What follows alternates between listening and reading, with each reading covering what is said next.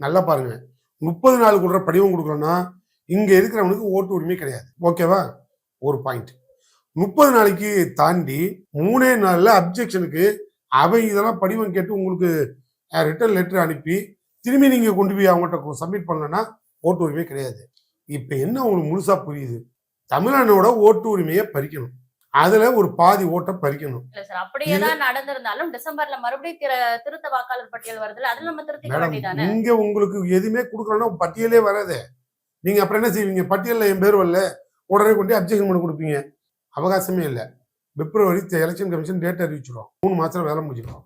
என்ன பண்ணாலும் நடக்க போறது இல்லை. வட மாநிலத்தவர்களை மட்டும் உறுதிமொழி பத்திரத்தை வாங்கிட்டு நீ எல்லாத்தையும் மெம்பர் ஆக்குறாங்க. அப்ப என்ன அர்த்தம்னா 40-45 லட்சம் வட மாநிலத்தவர்களை கொண்டு வந்து இறக்கி ஓட்டு உரிமையை கொடுத்து இங்க 6% ஓட்டை சேர்க்கணும், நம்மள 10% ஓட்டை நீக்கணும். சிம்பிளா இவ்வளவுதான் கணக்கு.